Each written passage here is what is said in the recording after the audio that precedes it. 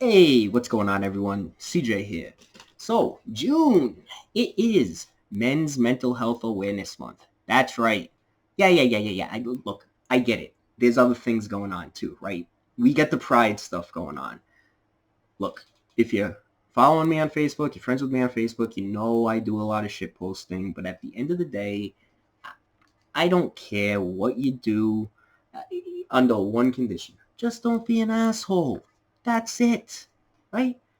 They can do their thing and we can do ours. So this has nothing to do with them. This has everything to do with more awareness about men dealing with mental health issues. Because let's face it, right? It's not easy for guys to talk about their feelings.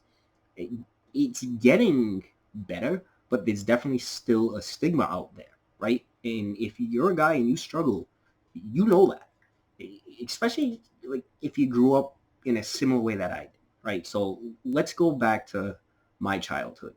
Um, I came from a broken home. My parents got a divorce at a early age, and my father was in my life for a little bit after that, up until I was about 7 or 8, and then I went about 12 years without seeing him until we reconnected.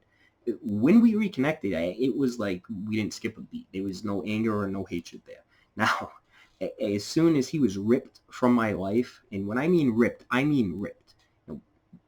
Back in the late 80s, early 90s, there was no smartphones, there was no internet, right? So I had to write down his number, and I kept it in a drawer until one day it just magically disappeared, and that was it. I couldn't get in touch with him anymore, right?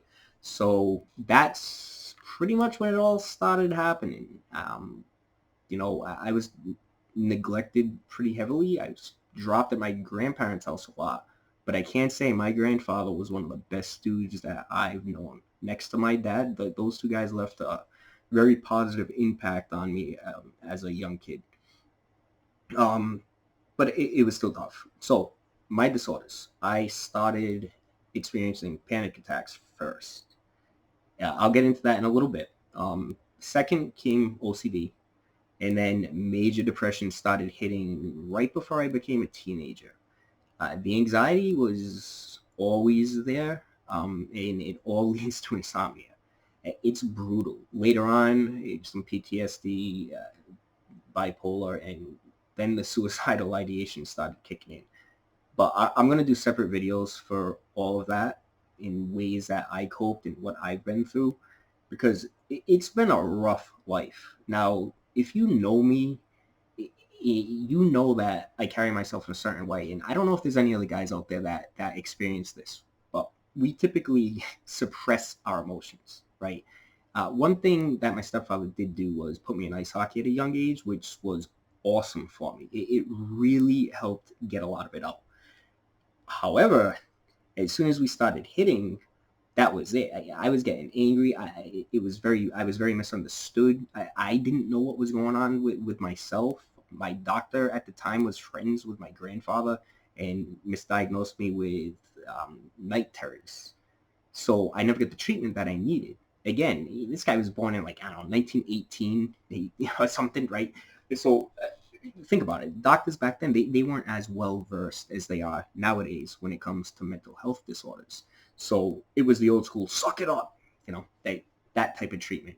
And well, that's what I did. So one of my therapists even said, I figured out creative ways as a kid to cope with these things because I didn't know anything else. I actually thought that it was normal for people to live like this and everybody else was going through it. I had no idea it was a mental health disorder, right? Like, I didn't know.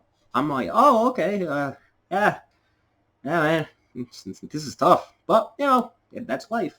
So when you have something for your entire life, you develop these coping mechanisms. Again, I'm sure there's other people out there that can relate with this. If you live with something long enough, you have to figure out ways to cope. Mental health can keep you down and out. So the first one for me was the panic attacks. I mean, they was bad. Once my dad left, like I couldn't even function like at night. I remember running around my grandfather's house. It was typical. Um, I don't know. It's very difficult to explain because when you're a child, you can't really get your feelings out, right? So explaining these things to everyone that was surrounding me at the time, they didn't really understand it either. And since the doctor was like, oh, nighttime, that was it. Just you'll be fine. Suck it up. So that's the treatment I got.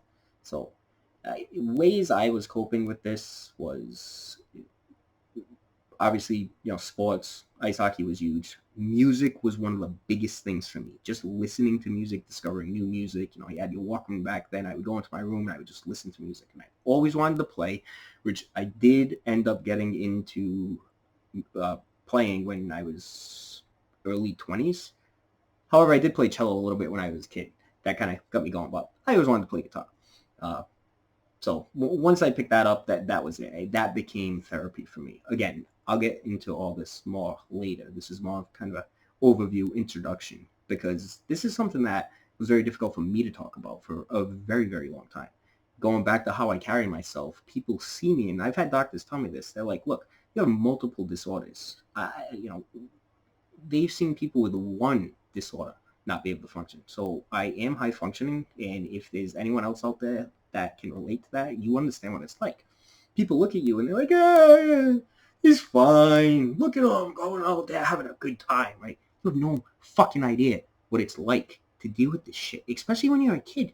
It's fucking terrifying, man. Yeah, it's adversity, and you learn to cope and push through. You come out stronger. You can train the mind, which is something that I've done throughout my entire life, but it's not easy, and it definitely needs more awareness. It does. People need to be talking about this more because there's still a stigma out there where guys can't talk about their feelings and their mental health. I mean, I get it. I get it from people that I trusted for years. Friends, family. They start talking about it, and they don't even give a fuck, right? Or they would like pretend to, and then just be like, you guys so fucking bad. Back to that shit, right? It doesn't matter where you are. Mental health is extremely, extremely important, and it definitely needs to be talked about more. So I'm going to be doing a ton of videos. I'm usually walking around my apartment at night talking to myself anyway, and writing music, writing lyrics, like fucking just ranting to myself, right? Just getting it out. And then I'm looking and I'm like, you know what? A lot of guys are starting to talk about this, and it's a good thing. We need more people to start talking about this stuff. And there's a lot of ideas that I want to do that I'm going to be talking about as well. So that's kind of an overview. Hopefully it gives you a little more insight into what I've struggled with. Again, very quick. If you know me, you know I can talk pretty much endlessly. So I have to break these videos down even more. But I'm going to start with the panic attacks. I'm going to go over OCD, what really helped me. Same thing with the depression, the anxiety, in just ways that I found to cope and get through this. So if anyone's out there that can relate to any of this and, it's resonating with you, just drop a comment, like, subscribe, and I'm going to be putting a ton more videos up. So thanks for listening, everyone. Have an awesome night.